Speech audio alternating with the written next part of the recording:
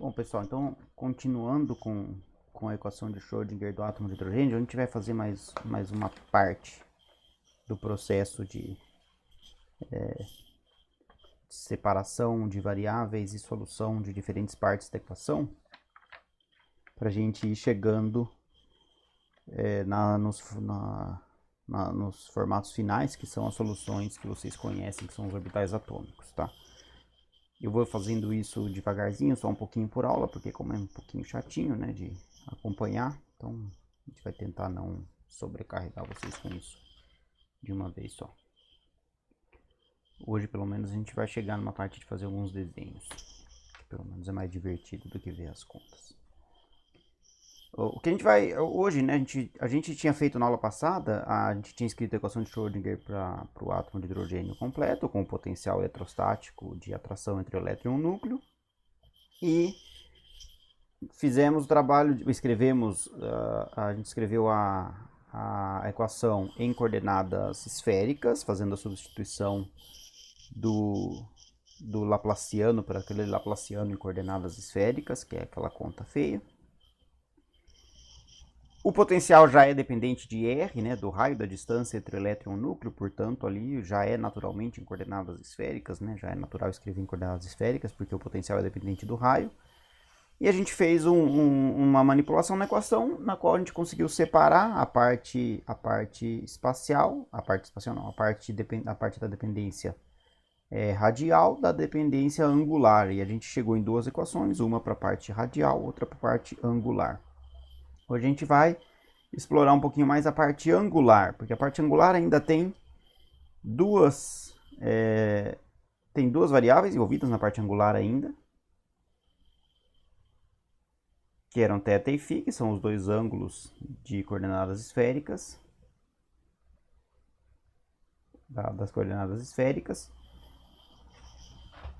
E a equação que a gente tinha era, depois da separação da parte dependente do raio, era essa aqui. A gente tinha, não lembro se eu escrevi lá exatamente desse jeito, talvez com um sinal negativo em outro lugar, mas eu acho que não. A gente tinha chegado nessa expressão aqui, 1 dividido pelo seno de θ, derivada em relação a θ do seno de θ da derivada da função y. A função y é uma função de θ e de φ em relação a θ, mais 1 sobre o seno ao quadrado de θ, derivada de y em relação a φ duas vezes. Tudo isso tem que ser igual àquela constante beta que a gente tinha definido pela própria função y, né? Lembrando que esse y aqui é a parte da função que é dependente de θ e φ. E essa expressão aqui, ela era exatamente igual, a gente já tinha discutido isso, que ela é exatamente igual à expressão para o rotor rígido, exceto por uma constante, né, que no caso do rotor rígido aparece multiplicando aqui o começo da expressão, que é h cortado sobre 2i. Só que na verdade o h cortado foi embutido na constante beta, então só tem a diferença é duas vezes o momento de inércia no denominador da constante que multiplica essa expressão, para a gente ter o mesmo operador exatamente do rotor rígido. Só que aqui a gente ainda tem uma dependência de θ e de φ, né? Então θ está aqui, φ está aqui. Então, de novo, né, a gente vai tentar fazer uma separação de variáveis para obter uma equação só dependente de θ e uma equação só dependente de φ. E esse procedimento vai levar a separação da equação em duas, de novo, né? Uma só para θ, outra só para φ. E cada uma dessas dependências em cada uma das variáveis vai levar a uma quantização diferente. Por isso que as soluções da equação de Schrödinger do átomo de hidrogênio tem três números quânticos. Um é a quantização em θ, uma é a quantização em φ, outra é a quantização em R. Então hoje a gente vai fazer a separação dessa equação na dependência em θ e na dependência em φ. E a gente vai obter as soluções em φ, que são fáceis, essa sim é bem facinho de fazer. E já obter o efeito da quantização sobre a variável φ e qual que é o efeito disso sobre o formato dos orbitais, porque a parte angular é que vai dar origem à simetria dos orbitais, portanto, A gente vai poder extrair uma parte dessa simetria estudando qual que é a dependência da função com a variável φ. Lembrando, né, que a gente está falando de coordenadas esféricas, então a gente está falando de r θ sendo o ângulo em relação ao eixo z,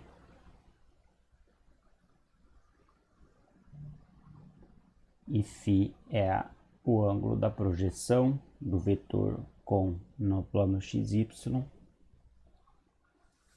em relação ao eixo x. Então o que a gente vai fazer é a mesma coisa de sempre, né? Aqui não tem nada muito original. O que a gente vai fazer é propor, né? A gente vai propor que a solução y de θ e φ seja um produto de duas funções. Um que é θ maiúsculo, que é uma função de θ, tá? Isso é um θ maiúsculo como função da variável θ, e φ maiúsculo, tá? Φ maiúsculo é essa, a gente escreve ela assim, ó, φ maiúsculo, que é uma função de φ. Então a gente vai propor que a função y vai ser o produto de uma função, que é uma função em θ e uma função em φ. E aí, bom, isso ajuda bastante, né? Porque essa parte da equação aqui, já ela de cara já é separada, né? Então toda essa parte aqui só depende de θ, portanto a aplicação dessa derivada em relação a θ, se a função puder ser escrita como um produto de duas funções, uma para cada variável, aqui vai ficar a derivada em relação a θ e φ vai vir para o lado de cá. E aqui a gente tem a derivada segunda em relação a φ, então essa operação da derivação vai ser constante para θ, então a gente vai poder colocar θ explícito do lado de cá também. Então, exceto que aqui a gente vai ter um seno de θ, então a gente ainda vai ter que dar um jeito de eliminar esse termo em seno ao quadrado de θ dessa parte da expressão para poder ter uma expressão que só dependa de φ separada de todo o resto, né? Mas a primeira coisa que a gente faz é substituir esse θ, esse produto dessas duas funções no lugar de y e ver o que acontece. Então a gente vai ter ali, né, menos, então usando isso aqui, a gente vai ter menos. Aqui a gente tem 1 sobre θ, 1 sobre seno de θ, só que aqui a gente já vai ter a derivada de y em relação a θ, então o φ vai sair para fora, então vamos escrever aqui explicitamente φ, que é a função, parte da função que depende da coordenada φ, vezes 1 sobre θ, 1 sobre seno de θ, derivada em relação a θ, de seno de θ, derivada agora da função θ maiúsculo dividido não, né, em relação à variável θ. Então eu substituí esse y por esse produto e a parte em φ vem para fora, porque não tem nenhuma dependência em φ nas operações aqui, e fica só uma derivada em relação a θ. Mas agora a derivada em relação a φ, então a parte em θ vem para cá, θ dividido por seno ao quadrado de θ, derivada segunda de quem? Agora da função φ maiúscula em relação a φ duas vezes, igual a beta, que multiplica o produto das duas funções, uma dependente de cada variável, θ de θ, φ de φ.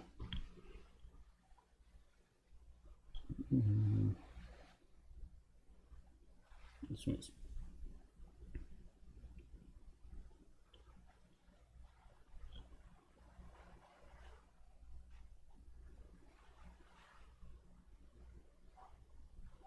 Agora a gente divide toda a expressão pelo produto dessas duas funções, isso acaba sempre fazendo isso, né? Então a gente divide toda essa expressão por essas duas funções. Eu vou acabar jogando esse menos para o lado direito aqui, para não ter que ficar colocando esse menos a menos na conta, tá? Mas eu vou dividir tudo por θ vezes φ.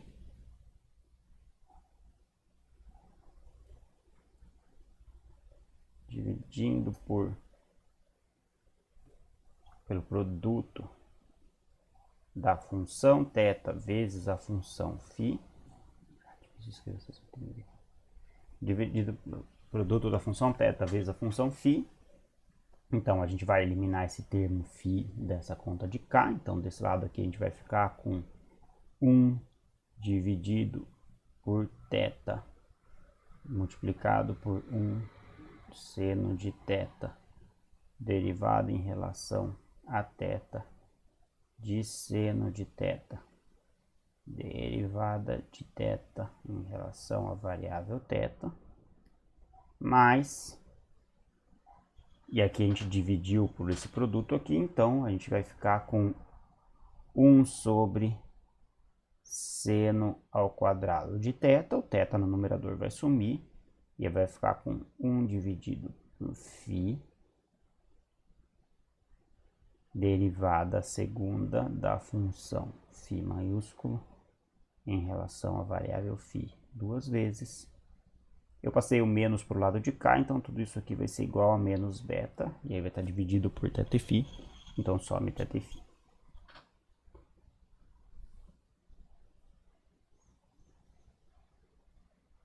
E aí, bom, para eliminar esse termo seno ao quadrado de θ desse denominador aqui, naturalmente a gente vai multiplicar tudo pelo seno ao quadrado de θ. Então, se a gente multiplicar toda essa expressão pelo seno ao quadrado de θ, aqui tem um seno de θ no denominador, e a gente vai multiplicar pelo seno ao quadrado de θ. Então, vai ficar um seno de θ no numerador.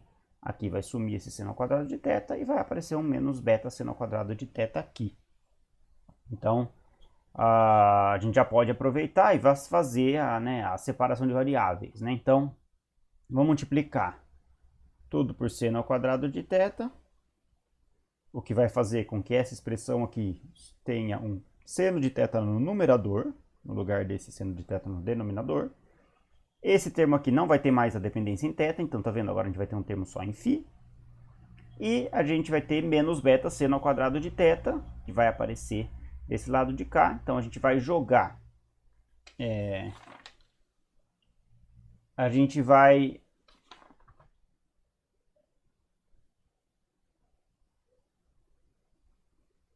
gente vai jogar toda a parte toda a dependência em φ para um lado, toda a dependência em θ para o outro lado, depois de fazer essa multiplicação, e a gente vai chegar numa expressão que é a seguinte, vai ter aqui, ó, lembra? Esse seno vai cancelar com o seno ao quadrado que a gente está multiplicando, vai ficar um seno no denominador, então, no numerador. Então, vai ser seno de θ dividido pela variável θ, essa parte aqui, vezes a derivada em relação a θ do seno de θ, derivada da função θ maiúsculo em relação a θ. Agora, esse menos beta eu vou passar para o lado esquerdo da equação e multiplicar ele por seno ao quadrado de θ, mais beta seno ao quadrado de θ.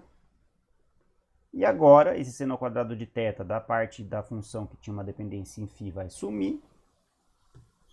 E eu vou passar para o lado direito, tá? Então, vai ficar com um sinal negativo. Então, vai ficar menos 1 sobre φ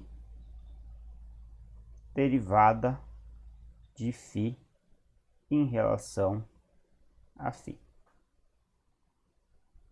Tá? Então, agora a gente tem uma equação com variáveis separadas, né? Toda essa parte aqui só depende de θ.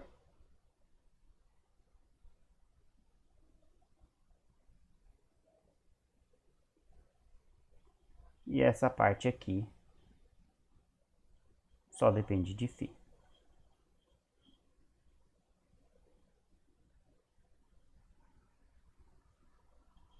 Só depende de φ.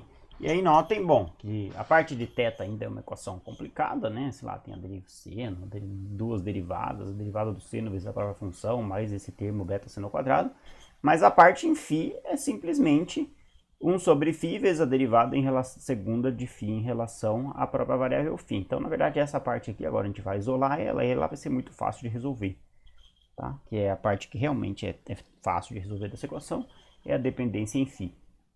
Tá? Então, a gente, como tem um lado da equação que só depende de θ, outro lado da equação que só depende de φ, a gente sabe que esses dois lados têm que ser constantes. Então, vamos escrever isso da seguinte maneira. Vamos escrever a parte em φ primeiro, porque a gente já enxerga porque que a gente dá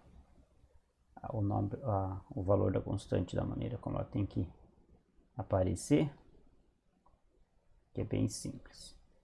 Então, isso aqui vai ter que ser igual a uma constante.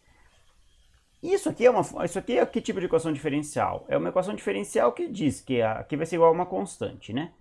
Antes de escrever o valor, vamos escrever, sei lá, tudo bem, vamos escrever C aqui. Então, isso aqui é a derivada segunda da função, é uma constante vezes a própria função. Então, uma função com um número negativo, né? Menos uma constante vezes a derivada da própria função. Então, a solução dessa equação vão ser os tipos de funções para os quais você deriva elas duas vezes e o que você obtém é menos uma constante vezes a própria função. Bom, a gente já viu isso várias vezes aqui, né? Essas são as funções trigonométricas, seno, cosseno, né? Porque a derivada do seno é cosseno, a derivada do cosseno é menos seno, então aparece um número negativo. E se a gente tem um número multiplicando a variável dentro do seno, por exemplo, seno de kx, a gente vai ter derivada do seno de kx é cosseno de kx vezes k, e a derivada do cosseno de kx é menos seno de kx vezes k, então sai um outro k e fica menos k ao quadrado, né? Vezes a própria função. Então, essa constante que a gente vai colocar aqui, só de bater o olho nessa equação, a gente sabe que ela vai ser do tipo alguma coisa ao quadrado, porque ela é a constante que vai sair da derivação dupla de uma função trigonométrica.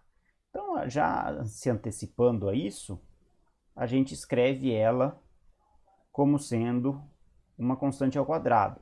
E a constante que a gente usa nesse caso é m. Então, a gente diz que isso aqui é igual a m ao quadrado.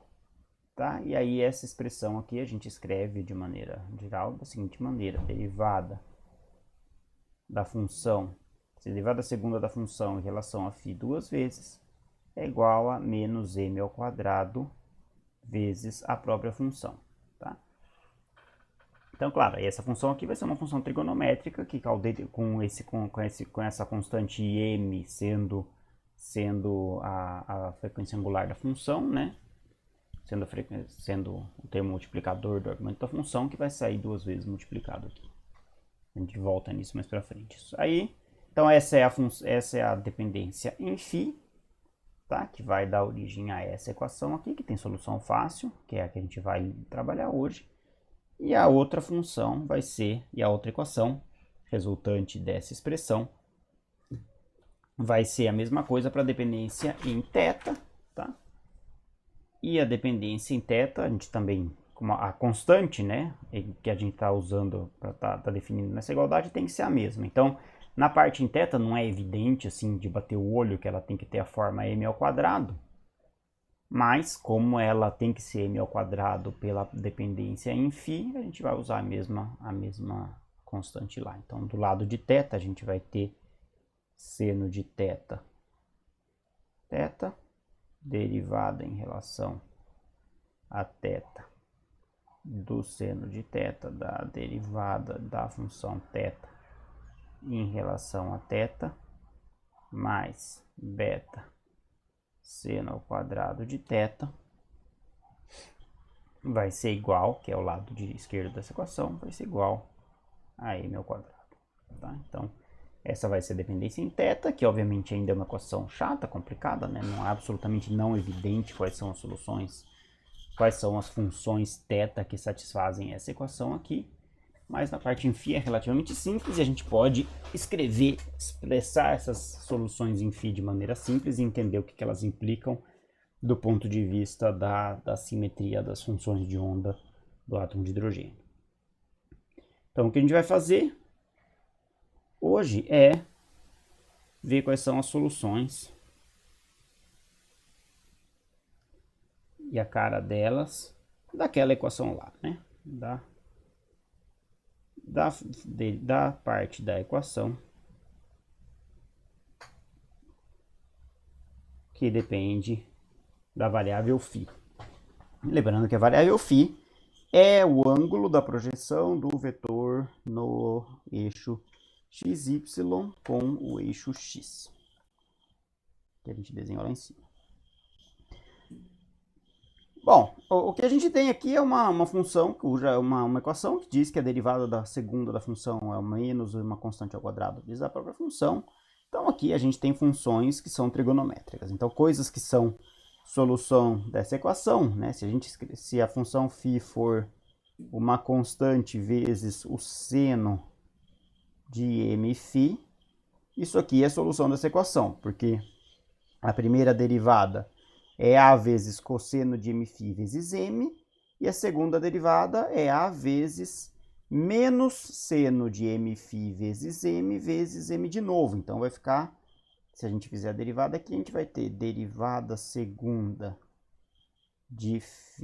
dessa função em relação a φ duas vezes, vai dar exatamente o que a gente quer, menos m ao quadrado, que multiplica a seno de mφ, que é menos m ao quadrado vezes a própria função, sendo que o primeiro m sai da primeira derivação, o segundo m da segunda derivação e o menos sai da segunda derivação.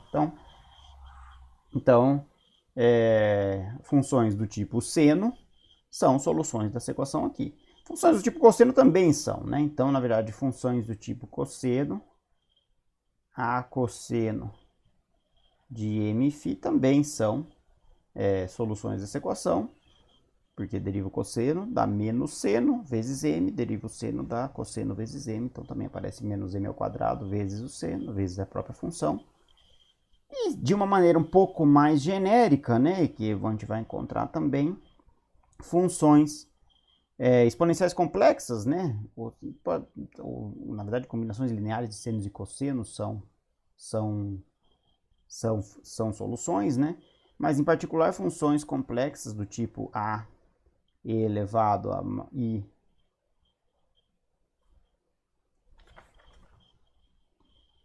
i mφ também são soluções. Isso aqui, na verdade, como é uma exponencial complexa, é uma função trigonométrica, né? É cosseno de mφ mais i seno de mφ, que também vai dar a derivada certa, né? Se a gente deriva essa função, a exponencial complexa, em relação a φ, a primeira derivada é a e i mφ, porque a derivada exponencial é a própria exponencial, vezes i, né? Então, vezes im, né? Então, só para a gente relembrar isso aqui, né? A primeira derivada disso aqui vai ser i vezes m a e elevado a i mφ.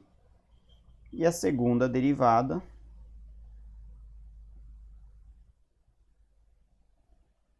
vai ser a mesma coisa, só que vai cair um outro im para cá, então i vezes i é menos 1, então vai dar menos m ao quadrado a e elevado a i mφ. Tá? E que, portanto, também é solução, porque dá menos m ao quadrado vezes a própria função, que é o que tem que satisfazer lá. Se a gente colocar um número negativo aqui em cima também é solução, então as funções do tipo φ igual a e elevado a menos i mφ também são soluções. Tá? Vai dar a mesma coisa, só que vai sair menos i, depois menos i de novo, então vai dar um menos 1 de novo aqui. Enfim, então todas essas coisas aqui, seno, cosseno, exponenciais complexas, são todas soluções desse tipo de equação aqui, que diferem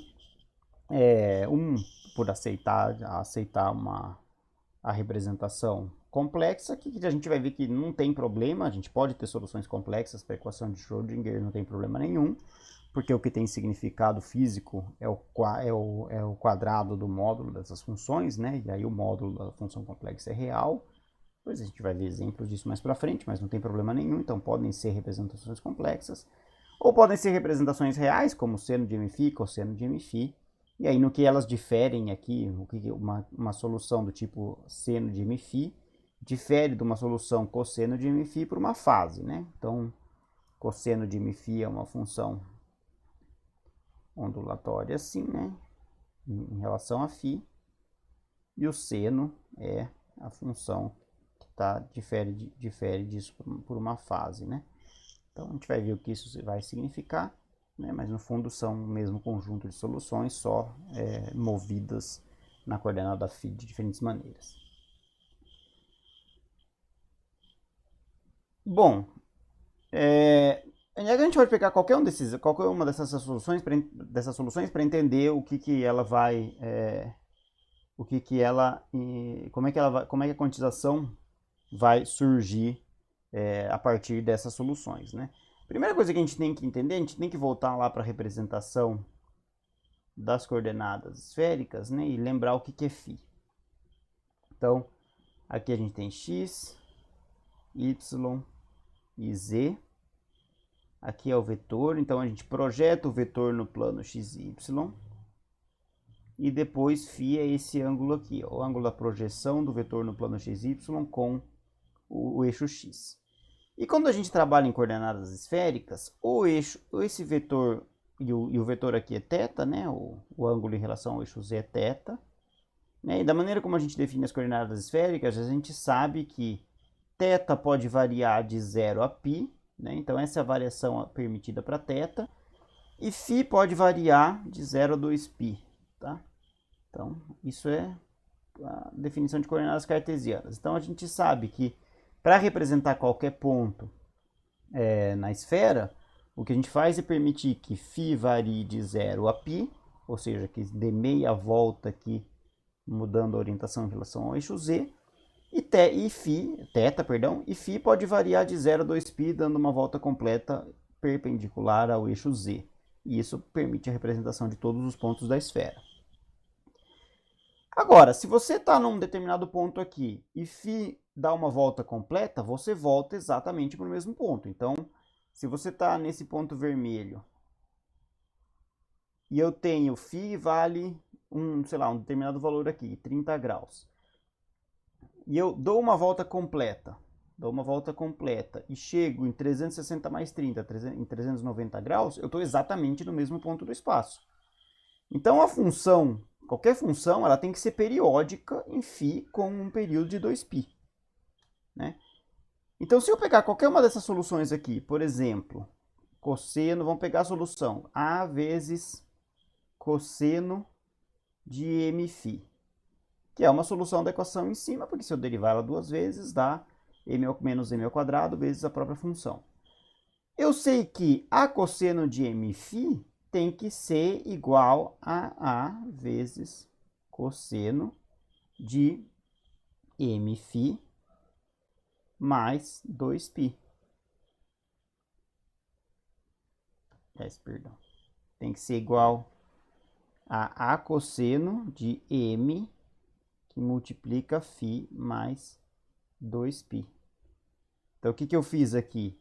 Eu dei uma volta completa em φ, né? Então, eu estava em φ, e aí agora eu estou comparando o valor da função, que é a cosseno de mφ, com o valor da função depois de que eu acrescentei 2π em φ. Isso significa uma volta completa aqui na minha representação do sistema de coordenadas esféricas, portanto, a função tem que ter o mesmo valor. Então, eu necessariamente preciso que a função ela seja periódica com um período, né, que está relacionado com o fato da função ter que se repetir cada vez que eu faço um ciclo completo na variável φ. E agora isso vai implicar que eu não posso ter qualquer valor de m. Eu preciso ter valores de m para os quais o cosseno de mφ e o cosseno de 2π vezes mφ sejam a mesma coisa.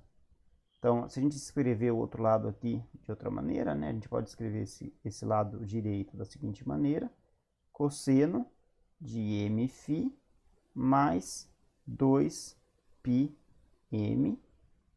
tá? Então, só apliquei a distributiva aqui.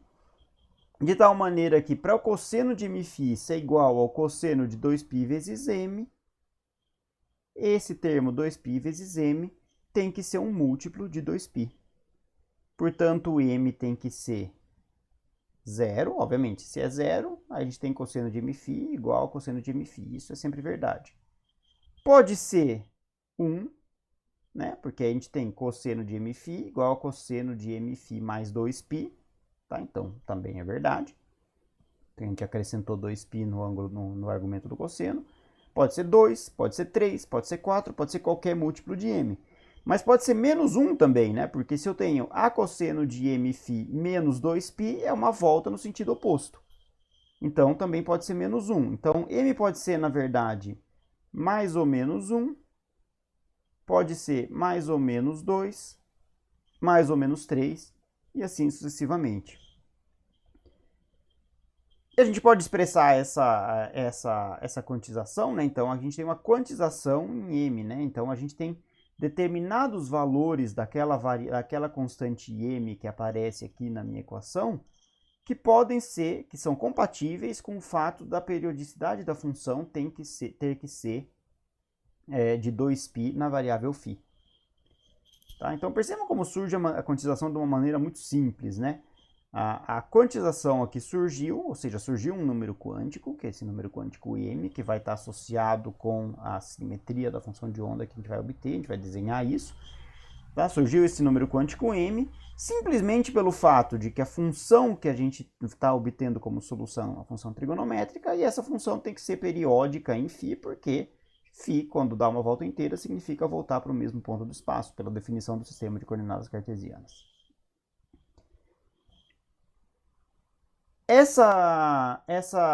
Isso aqui pode ser escrito para qualquer formulação dessas soluções aqui, né? Então, por exemplo, se a gente escreve que a função φ é igual, isso aqui é conveniente às vezes, né? E elevado a imφ, tá? Então, a gente poderia escrever a mesma coisa. Isso aqui tem que ser igual a e elevado a imφ mais 2π.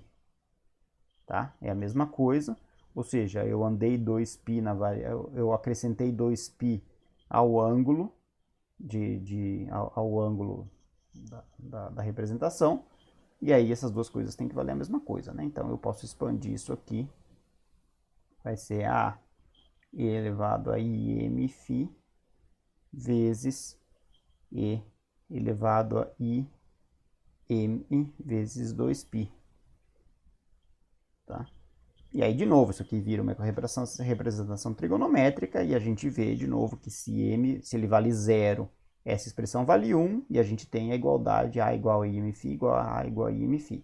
Se isso aqui vale 1, aí a gente tem um múltiplo 2π, vai para a representação trigonométrica, onde é mais fácil de ver, a gente está andando um ciclo completo, tanto no seno como na parte real, que é o cosseno, como na parte imaginária, que é o seno da representação complexa.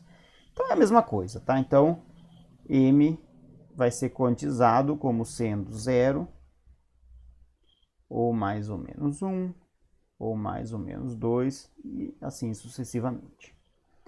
A representação complexa é útil para a gente ver a normalização, tá? Então, por quê? Porque a gente sabe que se eu tenho... Eu estou falando... Do que a gente está falando aqui, né? A gente até esquece, né? Do que a gente está falando aqui? A gente está tentando representar a posição do elétron em torno do átomo de hidrogênio, né? Então, tudo isso aqui é uma maneira de tentar expressar como é que o elétron está se localizando em torno do núcleo do átomo de hidrogênio. Então, a gente está chegando em qual é a dependência com o ângulo φ dessa coordenada do elétron em torno do átomo de hidrogênio. Então, uma das coisas que a gente sabe é que o quadrado, se a gente tiver, e o quadrado dessa função vai ser a densidade de probabilidade de encontrar o elétron com uma determinada coordenada φ em torno do átomo de hidrogênio. Então, se a gente fizer, né, a integral de 0 até 2π do quadrado dessa função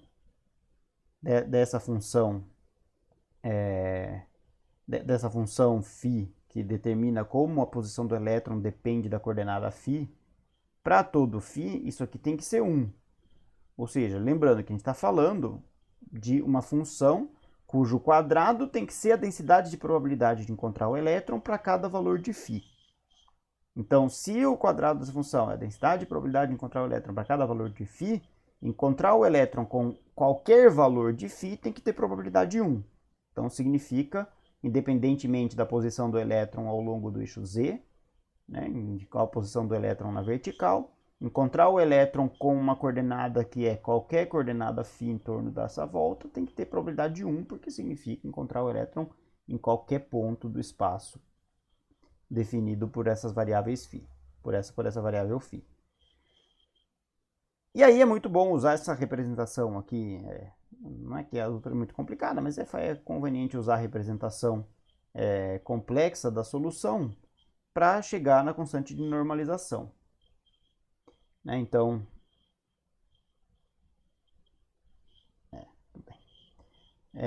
então, como a gente faz isso? Né? Aqui é o quadrado da função de onda, o quadrado do módulo da função de onda, né? E o módulo da função de onda vai ser escrito da seguinte maneira na representação complexa. E elevado a menos imφ vezes e elevado a imφ, integrado de 0 a 2π dφ.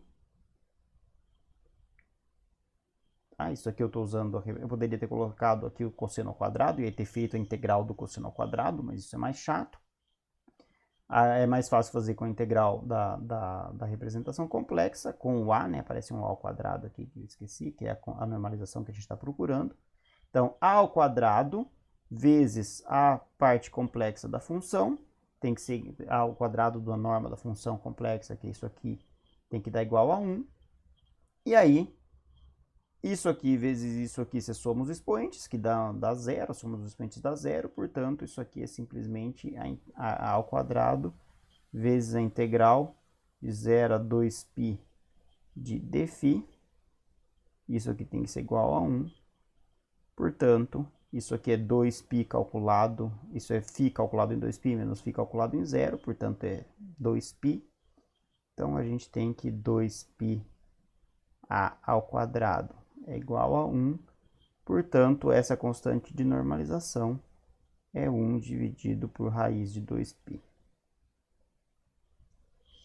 Ou seja, a função φ na representação complexa, ela é 1 sobre raiz de 2π e elevado a imφ, pode ser menos imφ também, as duas coisas são solução com a mesma normalização, para m igual a 0, ou mais ou menos 1, ou mais ou menos 2, e assim sucessivamente.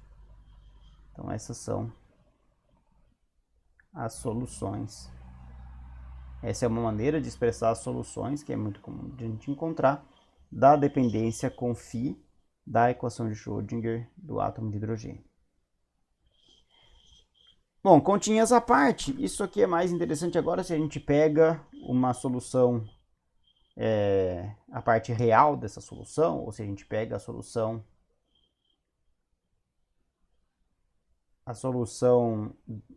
na forma de cosseno, e a gente vai visualizando essas soluções. Visualizando. Então, vamos pegar a solução na forma φ, que aí tem parte real só, e vamos escrever ela cosseno de mφ, e vamos ver qual que é o aspecto disso aqui. Como é que a gente vai ver qual que é o aspecto disso aqui? A gente vai fazer o seguinte exercício. Desenhar um vetor no plano xy que faça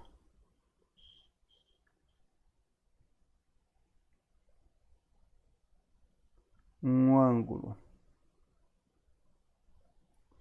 φ com relação ao eixo x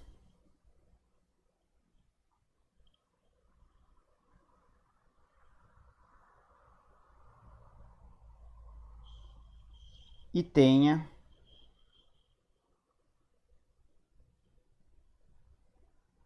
comprimento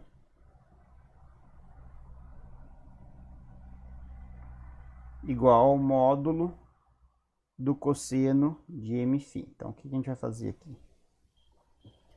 A gente vai tentar representar qual que é o efeito dessa componente aí, da dependência com φ, no módulo do vetor que descreveria a posição do elétron, tá? Então, vamos fazer isso por partes. Primeiro a gente tem lá coordenadas esféricas, x, y, z, nas cartesianas. Essa é a posição do elétron. Aí a componente φ é essa aqui. Esse é o ângulo φ, que é a projeção desse vetor no plano xy. Então a primeira coisa que a gente vai fazer é esquecer um pouco o eixo z, porque a gente está falando só da variável φ, ela tem relação só com o plano xy, porque é o ângulo da projeção do vetor no plano xy em relação ao eixo ao eixo x. Então a gente vai pegar e a gente vai olhar só para planos perpendiculares ao eixo z, onde a variação do ângulo φ é relevante. Vai ter um efeito relevante. Então, a gente agora esquece a dependência com z, então vamos desenhar simplesmente o plano xy aqui em destaque. O eixo z fica agora perpendicular ao plano da lousa e a gente vai desenhar o plano xy aqui. E aí, se a gente desenha o plano xy aqui, o ângulo φ é o ângulo que o vetor faz com o eixo x. Então, esse aqui seria o ângulo φ que a gente está estudando.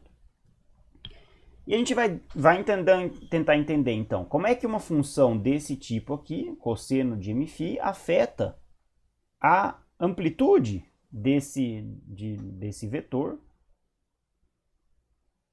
para os diferentes valores de φ.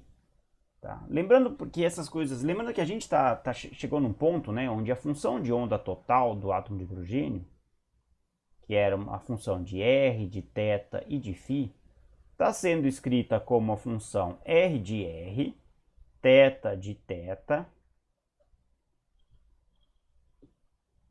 φ de φ. Então a gente está escrevendo a função de onda total do átomo de hidrogênio como um produto das três funções. Então, por exemplo, se uma delas vale zero, a função de onda total vale zero. Então, não importa se a intensidade a amplitude associada às outras funções é grande, uma dessas três componentes valendo zero vai fazer com que a função total valha zero. Então, as três funções, as três dependências, elas delimitam, né, o formato da função de maneira independente.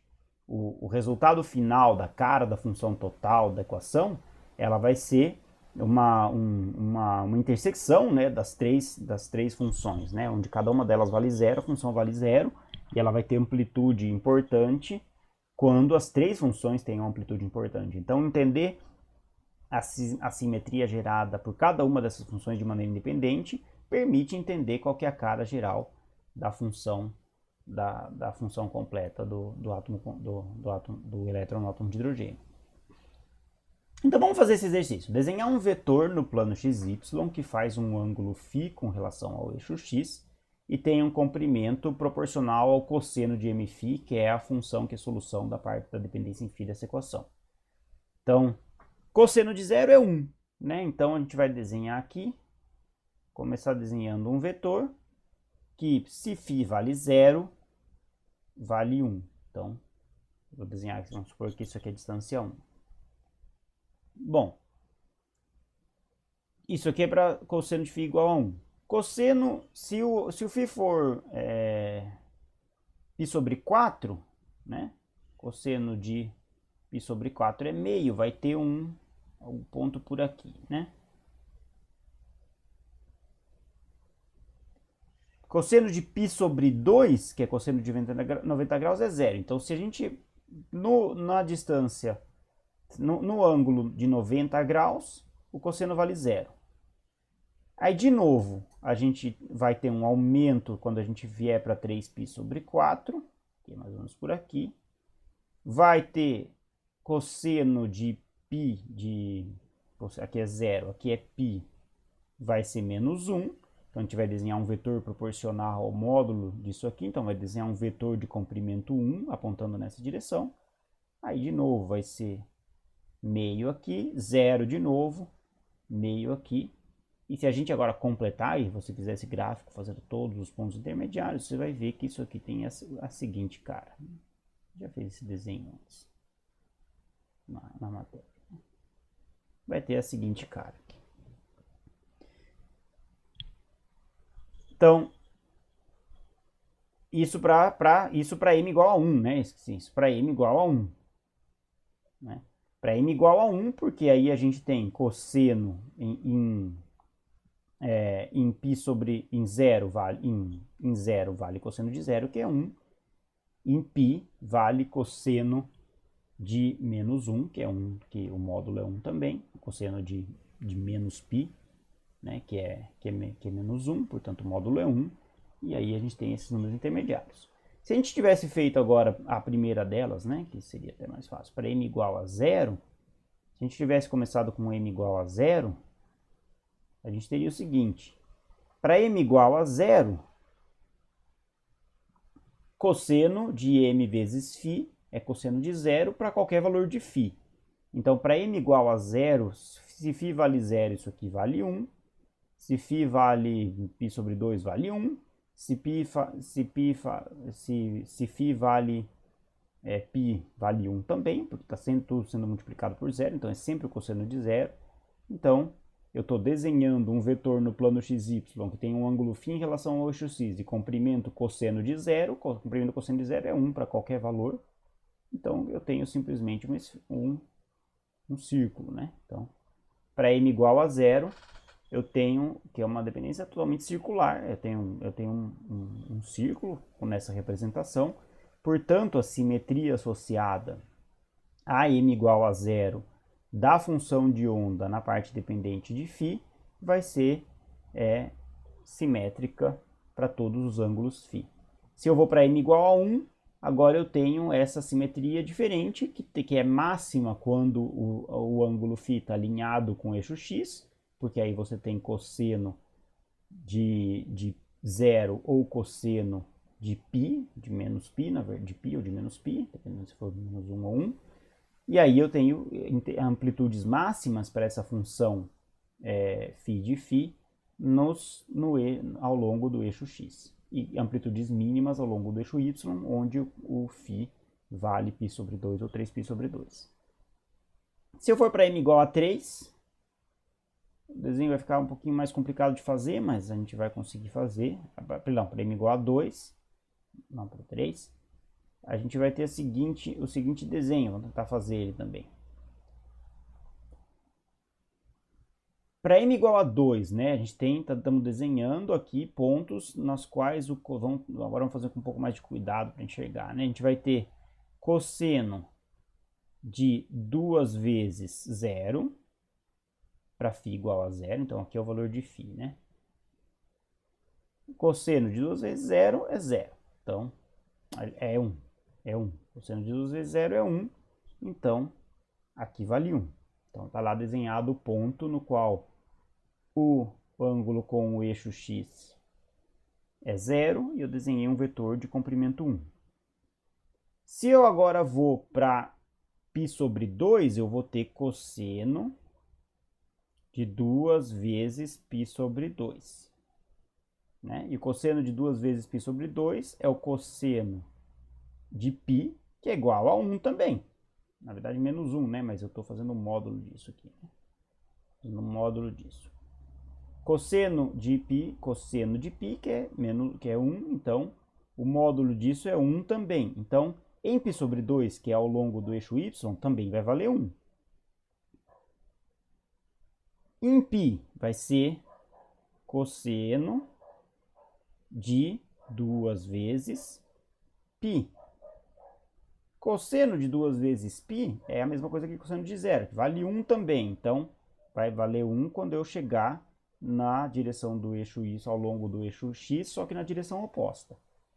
E também vai valer 1 aqui, né, que vai ser 3π sobre 2, e 3π sobre 2 vai dar cosseno de 3π, que também é menos 1, e vai dar um vetor de módulo 1 também.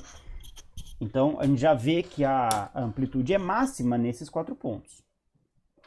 E na diagonal, né, se eu olhar numa diagonal dessas aqui, nas diagonais, Se eu olhar agora nas diagonais. Nas diagonais, eu tenho, por exemplo, π sobre 4. Quanto que vai dar aquela conta feita com π sobre 4? Então, eu vou ter módulo do cosseno de 2 vezes π sobre 4. Então, é módulo de cosseno de π sobre 2. E o módulo do cosseno de π sobre 2 é 90 graus, é zero. Então, nas diagonais vai valer zero, e aqui também vai ser um múltiplo, vai ser π sobre 2 mais π é zero, π sobre 2 mais 2π é zero, π sobre 2 mais 3π é zero. Então, vai dar zero aqui. Então, em todas as diagonais vai dar zero. Então, vamos tentar agora desenhar essa curvinha, né, que juntando todos os pontos vai ter amplitude máxima alinhada no eixo x, máxima alinhada no eixo y, máxima alinhada em menos x, máxima alinhada em menos y, e zero nessas diagonais. Essa curvinha aqui, se a gente desenhasse todos os pontos dela, vai ser assim. Máxima ao longo dos eixos e zero nas diagonais. Máxima ao longo dos eixos e zero nas diagonais. Máxima ao longo dos eixos e zero nas diagonais. Máxima ao longo dos eixos e zero nas diagonais. Além disso, né, se a gente agora olhar com cuidado, né, nessa região aqui, o cosseno é positivo, então a gente costuma colocar um mais aqui, não. Nessa região aqui, a amplitude é grande e o cosseno é positivo, nesses pontos aqui. Nessa região aqui, a gente está na situação onde era cosseno de π sobre 2, onde cosseno de 2 vezes π sobre 2. Então, era cosseno de π, aqui o cosseno dava negativo, então, bota um menos aqui em cima. Nessa aqui era positivo de novo, que era o terceiro caso aqui, que dava o cosseno de 2 vezes π, e aqui dava negativo de novo. Então, que era cosseno de 3π sobre 2, que era o cosseno de 3π, que é negativo, que vai dar menos 1. Então, a amplitude é grande ao longo dos eixos e ela é positiva alinhada no eixo x e ela é negativa se está orientada ao longo do eixo y. Mesma coisa aqui em cima, né? A gente poderia... Aqui é cosseno de zero é 1 sempre, então aqui a gente pode escrever um mais grande aqui, né? Então, é sempre positivo, dá cosseno de zero. E aqui, nesse caso aqui, a gente tem que é o cosseno de mπ para m igual a 1, né? Então, é cosseno de φ. Nessa parte aqui, ele é positivo, porque é próximo do cosseno de zero, né? O cosseno de zero é 1, então aqui o cosseno é positivo. E aqui o cosseno é negativo. Tá? Então, essas são as representações que a gente faz, mostrando, né, como é que varia a amplitude da função da dependência em φ, da função de onda, que é essa aqui em cima, variando o valor de x, variando o valor de φ, né? Então, a função de onda total, né? Então, essas figuras aqui vocês conhecem, né? Isso aqui é a representação, assim, parece ser a representação simplificada de um orbital atômico do tipo S. Isso aqui parece ser a representação de um orbital atômico do tipo P. Isso aqui parece ser a representação de um orbital atômico do tipo D, mas ainda não é isso completamente, porque a gente precisa combinar esse resultado com a dependência das outras variáveis. O que a gente sabe por enquanto, agora a gente vai colocar de novo os três eixos, né? Então, por exemplo, a gente sabe que se a gente pega essa função aqui, esse resultado, e a gente agora coloca de novo os três eixos coordenados, né? X, Y, Z.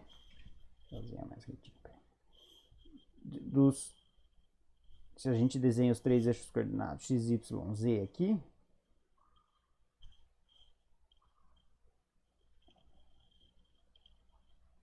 o que a gente está dizendo é que existe essa dependência, nesse caso aqui, esfericamente, circularmente simétrica, no plano xy. Então, existe uma dependência em φ, que ela é a mesma para todo o ângulo φ no plano xy. O que acontece com a variável θ e com r, a gente ainda não discutiu, tá? Então, a gente precisa saber, a gente sabe que a função ela é simétrica para todos os valores possíveis do ângulo φ, nesse caso, para m igual a zero.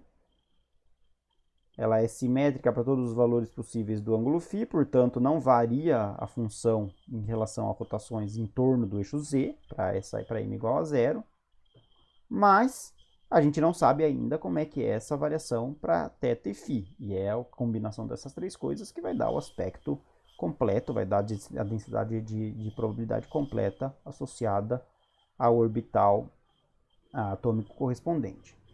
Mas nesse caso aqui não tem muita graça, porque ela é simétrica em relação ao eixo z, mas, por exemplo, se a gente imagina isso aqui no eixo tridimensional, né, em 3 dimensões, a mesma coisa aqui, recolocando isso aqui em 3 dimensões, a gente vai ter vetor z, aqui y, aqui x. Agora, mesmo que, e agora a gente tem no plano xy, a gente tem essa dependência interessante aí, né? Aqui é x, perdão. X, né? No plano xy, a gente vai ter essa dependência interessante, né? Com o ângulo φ. Então, a gente fez um desenho no plano xy só. A gente não sabe ainda como é que é a dependência nas outras duas variáveis. Mas ela é, como a função de onda é o produto das três componentes, a gente sabe que não importa o que tenha de dependência em θ e em φ, a função vai ter planos nodais nessas direções aqui, porque a função tem que valer zero nas diagonais do plano xy. Então, seja o que for a dependência em R e em θ, a gente com certeza ainda vai ter uma função de onda, que eu nem vou fazer esse rabisco que está ficando muito ruim, a gente ainda vai ter uma função que ela vai ter essa simetria rotacional, que não é mais esfericamente simétrica, né, mas que tem planos nodais nas perpendiculares, nas diagonais do plano xy, né, de tal maneira que não importa o que tenha para r e θ aqui, a gente ainda vai ter uma determinação da característica do formato desse orbital proveniente da maneira como a solução na parte em φ determina o formato final do orbital. Então, aqui não tem como escapar. O formato final dos orbitais vai ser a combinação dessa dependência, né, que já tem cara aqui de orbital S, orbital P, orbital D, né, vai ser a combinação dessa dependência aqui com o formato que a gente costuma desenhar, vai ser a combinação dessa dependência com a dependência em θ, tá? E aí a gente vai ter, por exemplo, se a dependência com θ também for simétrica para todo θ, a gente vai ter um orbital esfericamente simétrico. Aqui a gente tem uma dependência circularmente simétrica para o ângulo φ, e se ela for também simétrica para o ângulo θ, a gente vai ter passar a ter uma dependência esfericamente simétrica para o orbital. E aí a gente já tem essa dependência aqui, né, para o ângulo, por exemplo, a m igual a 1, que tem cara de orbital P. E aí a gente tem que ver, bom, que coisas que podem acontecer com θ dada essa solução, né? E aí vai depender, a gente vai ver que a gente vai ter uma solução que vai depender ou do seno ou do cosseno de θ, que vai dar a cara tridimensional de um orbital P, associando essa dependência em φ com a dependência correspondente em θ. E aqui a mesma coisa, a gente vai ter uma dependência em θ que vai gerar o aspecto tridimensional de um típico orbital D, quando a gente inclui a dependência em θ nessa expressão. Então a gente vai lembrar de novo que aqui o que a gente tem é que a gente está propondo que as soluções podem ser escritas como um produto das três variáveis de maneira independente, tá? Porque a gente conseguiu fazer separação de variáveis na equação de Schrödinger, e a gente escreveu agora com detalhes quais são as soluções e a simetria das soluções da função de onda na parte que depende de φ. E elas já têm cara de orbitais atômicos, assim, de maneira muito simples, mas na verdade a gente precisa, para dar uma tridimensionalidade para esses orbitais, entender a dependência nas outras duas variáveis. Quando a gente inclui a dependência em θ, a gente vai ter o formato dos orbitais, e a dependência em R é o que vai dar a dependência com a distância para o núcleo, que geralmente a gente não representa, mas que ela é importante e ela é o que define a densidade de probabilidade como função da distância para o núcleo. Em particular, a gente sabe que ela tem que ir para zero no infinito, então é o que dá de fato, faz o que dá a combinação das três coisas é que faz isso ser uma densidade de probabilidade no espaço, que tem densidades apreciáveis em regiões próximas do núcleo, que vai indo para zero à medida que eu me afasto do núcleo, dando com uma simetria tridimensional dependente da simetria das funções θ e φ em relação aos ângulos. Acho que é interessante chamar a atenção aqui é que os números quânticos, né, a quantização associada a essas simetrias, ela vem da periodicidade do sistema de coordenadas esféricas, né? Então, a gente viu isso agora em φ, né? A gente viu que surge uma quantização simplesmente pelo fato de que a coordenada φ tem que ser periódica, com período de 2π, né? A função tem que ser periódica em relação a mudanças em φ da ordem de 2π. E ela tem que ser periódica também em θ, depois mesma coisa, né? Vai surgir uma quantização para θ por causa da periodicidade em θ. E essas duas, cada uma dessas dependências das coordenadas angulares vai dar origem a um número quântico diferente. Enquanto que o número quântico principal, que quantiza energia, sai da expressão de R.